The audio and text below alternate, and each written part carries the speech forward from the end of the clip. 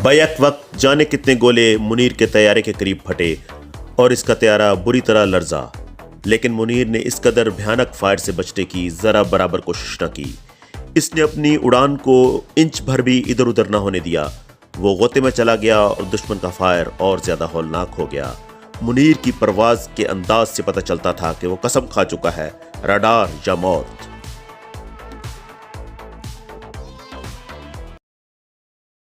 जंग के 6 दिन गुजर गए थे। बड़ी फौजों के खूनरेज मार्कों, तोपों, टैंकों, मार्टों और मशीन गनों की क़यामत खेजी से दूर पाक फिजाइया के अड्डे पर उतरते चढ़ते लड़ाका बमबार तैयारों की मुसलसल गनगरज अड्डे के गिरदनवा के पुरस्कून माहौल को मुर्तइश कर रही थी। तैयारों के आने जाने में जो तेजी और ज़रूरीपन और इनकी उड़ानों में जो शान थी, इससे एक जिंदा कौम की बेदारी और जज्बा हुर्रियत का पता चलता था। तैयारे गुर्राते हुए उतरते और गरजते हुए उड़ जाते थे, जैसे चिंगाड़ कर कह रहे हों, हम जिंदा हैं, पाकिस्तान जिंदा है, पाकिस्तान की फ़ज़ाएं आज़ाद हैं, पाक फ़िज़ाओं में हम किसी को ना आने देंगे। ग्राउंड क्रू, खुसूसन आर्मर, कैमोफ्लेज किए हुए घोंसलों में इस तरह अपने काम में मगन थे जैसे इबादत कर रहे हों। ये इबादत ही तो थी, वतन के दिफा के लिए तैयारों को तैयार बर तैयार रखना। इबादत से कम तो नहीं था। इस रोज वो किसी फ़िज़ाई मार्के के या जारहाना हमले के मजरूह तैयारों को जल्द, बहुत ही जल्द मरम्मत करके दुश्मन के मुकाबले के लिए तैयार करने में महव थे।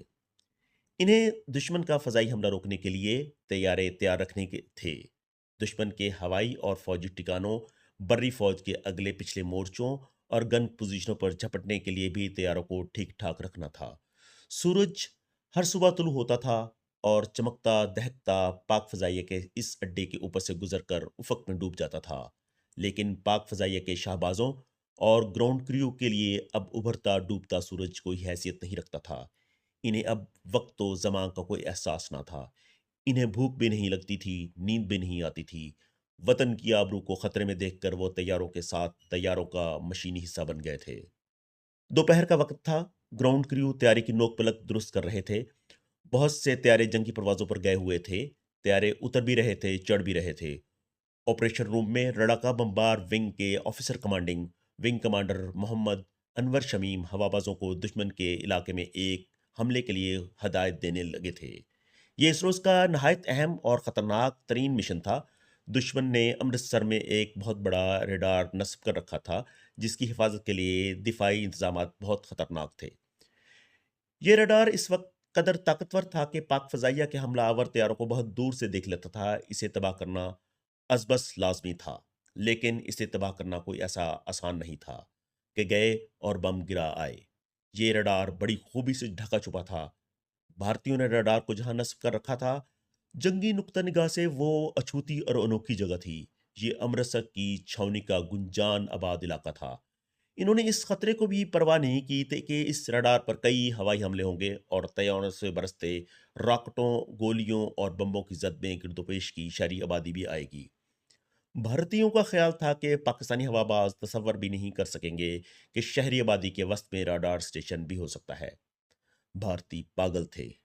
विंग कमांडर शमीम ने इस रडार को तबाह करने के लिए अपने साथ 3 हवाबाजों को मुंतखब किया। इस अहम तरीन और खतरनाक मिशन की क़यादत शमीम खुद करना चाहते थे। जब उन्होंने तीनों हवाबाजों को आखिरी हदायत के लिए बुलाया तो 2 हवाबाज आए मगर तीसरा ना पहुंचा। स्क्वाड्रन लीडर मुनीर अहमद पास ही खड़े थे। विंग कमांडर शमीम ने इनसे अपने मिशन के तीसरे हवाबाज के बारे में पूछा तो मुनीर ने मुस्कुराकर कहा, मैं हूं तीसरा हवाबाज। शमीम ने जहन पर जोर दिया और बोले, नहीं नहीं, तुम्हें मैंने इस हमले के लिए नहीं चुना। जहां तक मुझे याद है वो फ्लाइंग ऑफिसर मसूद था। ठीक है सर, मुनीर ने कहा, लेकिन मसूद किसी और मिशन पर गया हुआ है। वो पहले ही फजा में है। क्या मुनीर ने सच कहा था कि तीसरा हवाबाज फजा में है? शमीम शायद इसका मकसद समझ गए थे। उन्होंने मतानस से कहा, आओ भाई, तुम ही हो हमारे तीसरे पायलट। तुम जीत गए। मुनीर का चेहरा खिल उठा। मुनीर ने यह हरकत पहली मर्तबा नहीं की थी। इसे दुनिया में 2 ही चीजों से मोहब्बत थी, प्रवास और अपना कुंबा। जंग के दौरान वो अपनी जमीनी ड्यूटी विंग ऑपरेशनल ऑफिसर पर मामूर था, लेकिन वो जमीन पर टिक न सकता था। सरकारी तौर पर वो प्रवास के लिए नहीं जा सकता था। کیونکہ اڑنا اس کی ڈیوٹی میں شامل نہیں تھا، لیکن وہ 8 مرتبہ کسی نہ کسی ہوا باز کو اپنی زمینی ڈیوٹی پر بٹھا کر دشمن کے ٹھکانوں پر حملے کے لیے اڑ گیا تھا۔ اس روز اس نے دیکھا کہ ونگ کمانڈر شمیم کے مشن کا ایک ہوا باز ابھی نہیں پہنچا تو منیر کا داؤ چل گیا۔ یہ تو ممکن ہی نہیں تھا کہ مسعود غیر حاضر ہوتا، لیکن ونگ کمانڈر شمیم منیر کو مایوس نہیں کرنا چاہتے تھے۔ انہوں نے اسی کو اپنے مشن میں شامل کر لیا۔ شمیم نے تینوں ہوا بازوں کو امرتسر کے ریڈار اسٹیشن پر حملے کے متعلق نقشوں اور خاکوں کی مدد سے تفصیلی ہدایات دیں۔ انہیں نقشے پر بتایا کہ ٹارگٹ کس مقام پر ہو سکتا ہے، اس خطے کا آج کا موسم کیسا ہے، اور دشمن نے اس ریڈار کو حفاظت کے لیے کیا کیا انتظامات کر رکھے ہیں۔ انہوں نے ہوا بازوں کو ٹارگٹ پر پہنچنے کا وقت بھی بتایا۔ سب نے اپنی اپنی گھڑیاں شمیم کی گھڑی سے ملا لیں، پیراشوٹ اور فضائی ٹوپیاں اٹھائیں اور تیز قدم اپنے تیاروں کی طرف چل پڑے۔ تیاروں کی کاکپٹوں میں بیٹھ کر انہوں نے کنٹرول، مختلف میٹر، بٹن، سوئچ اور آلات چیک کیے۔ یہ تو ان کا روزمرہ کا معمول تھا، اور ان کے ہاتھ اور آنکھیں مشین کی طرح ہر روز یہ کام کیا کرتی تھیں، لیکن اس روز کی پرواز غیر معمولی تھی۔ چنانچہ وہ تیاروں کی ہر چیز کا معائنہ بھی غیر معمولی احتیاط سے کر رہے تھے۔ وہ دشمن کی آنکھ پھوڑنے جا رہے تھے۔ امرتسر کا ریڈار اسٹیشن بہت بڑی آنکھ تھی جو بہت دور کی چیزوں کو دیکھ لیا کرتی تھی۔ ذرا ہی دیر بعد پاک فضائیہ کے 4 لڑاکا بمبار سیبر طیارے رن وے کے سرے پر جا کے رکے۔ ان کے انجن دھیمے دھیمے گنگنا رہے تھے۔ ان کے دلکش اور چمکتے خد و خال میں تباہی کا ہیبت ناک سامان پنہا تھا۔ یکلخت گنگناتے طیارے گرجنے لگے، ان کی سیٹی نما آوازیں ہولناک چیخیں بن گئیں، اور 2 طیارے رن وے پر چل پڑے۔ ایک کا ہوا باز ونگ کمانڈر شمیم اور دوسرے کا اسکواڈرن لیڈر منیر تھا۔ دونوں طیارے تیز ہوئے، اور تیز، اور پھر اس قدر تیز کہ دیکھنے والوں کی نظریں تعقب میں اڑنے لگیں۔ دونوں شہباز زمین سے اٹھے اور ستمبر کے تپتے آسمان کو چیرنے لگے۔ ان کے پیچھے دوسرے 2 سیبر رن وے کے سرے پر آ کر چل پڑے، اور وہ بھی فضا کو تیر کی طرح چیرتے ہوئے شمیم اور منیر سے جا ملے۔ وہ فلائٹ لیفٹیننٹ امتیاز احمد بھٹی اور فلائٹ لیفٹیننٹ سیسل چودھری تھے، وہی چودھری ہلواڑا کا ہیرو۔ چاروں طیارے فضا میں اکٹھے ہو گئے اور انہوں نے امرتسر کا رخ کیا۔ 10 ہی منٹ بعد وہ دشمن کی سرحد پھلانگ گئے اور زیادہ بلندی پر نہیں تھے۔ حملے کے لیے ٹارگٹ تک بہت کم بلندی پر پرواز کی جاتی ہے۔ شہبازوں نے نیچے دیکھا۔ ہر سو 2 ملکوں کی فوجوں کی خونریز جنگ عروج پر تھی۔ BRB سے اس طرف تمام کا تمام علاقہ بھارتی فوجوں سے اٹا پڑا تھا۔ میدان جنگ کی میل ہا میل وسعت دھوئیں اور گرد و غبار اگل رہی تھی۔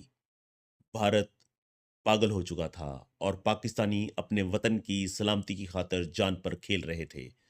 دائیں طرف پاک فضائیہ کے چند شہرت یافتہ ٹینک شکن طیارے نظر آئے۔ وہ اپنی بری فوج کی مدد کر رہے تھے اور دشمن کے مورچوں، توپوں اور ٹینکوں پر جھپٹ جھپٹ کر راکٹ، بختر شکن اور آتشی گولیاں برسا رہے تھے۔ ان کے پھٹتے راکٹوں سے زمین سے جو بادل اٹھتے تھے وہ اوپر فضا سے نظر آ رہے تھے۔ شمیم اور اس کی فارمیشن کے ہوابازوں کو اپنے انجنوں کی گونج کے سوا اور کچھ سنائی نہ دیتا تھا۔ زمین کی جنگ انہیں خاموش فلم کی طرح دکھائی دے رہی تھی۔ حق و باطل کے اس مارکے کو دیکھ کر ان کی رگوں میں خون کھولنے لگا، اور امرتسر کے ریڈار کی تباہی کا عزم ان کے لیے جزو ایمان بن گیا۔ ان کی نظریں میدان جنگ سے ہٹ کر دشمن کے آسمان میں دشمن کے طیاروں کو ڈھونڈنے لگی۔ وہ کاکپٹوں میں چوکس بیٹھے زمین کے ساتھ ساتھ اڑے جا رہے تھے۔ زمین کے گرد و غبار کی وجہ سے نظر دور تک کام نہ کرتی تھی۔ انہیں امرتسر کا مشہور دربار صاحب نظر آنے لگا۔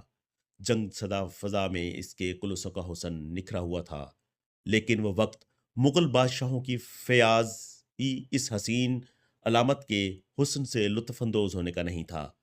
اس کی تعمیر کے لیے شہنشاہ جہانگیر نے گرو صاحبان کے چیلوں کو یہ جگہ عطا کی تھی، اور اس کا سنگ بنیاد حضرت میاں میر علیہ رحمۃ اللہ نے اپنے دست مبارک سے رکھا تھا۔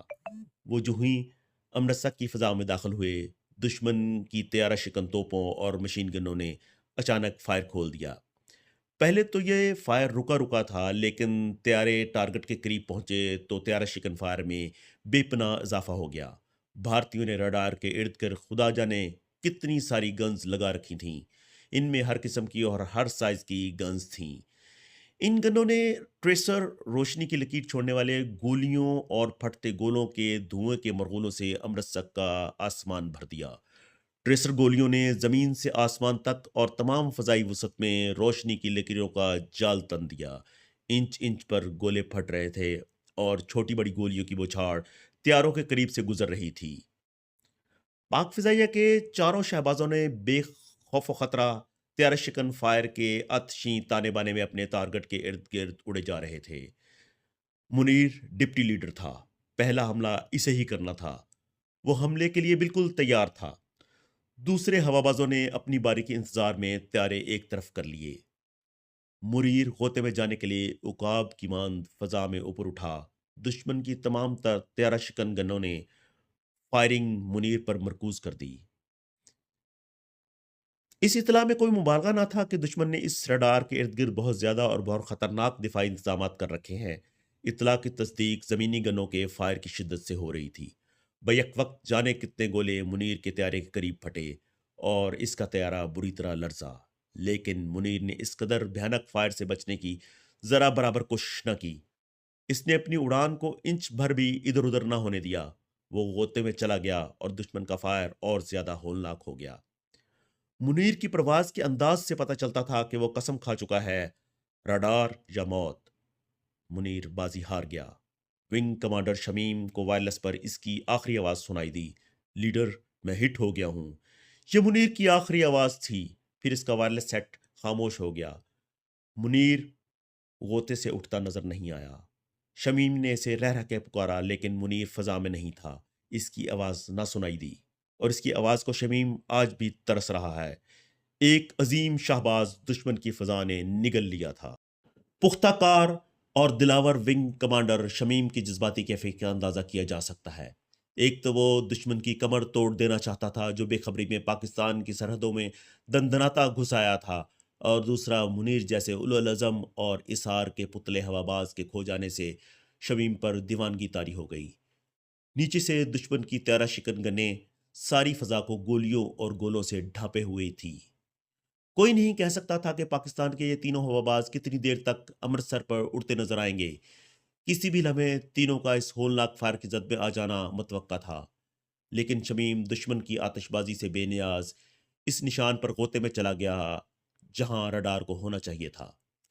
اس نے دشمن کی گنوں کے زد میں آ کر بھی نشانہ نہ چکنے دیا، اور کمال یکسوئی سے شست کو ٹھکانے پر لا کر بیک وقت تمام راکٹوں کی بوچھاڑ فائر کر دی۔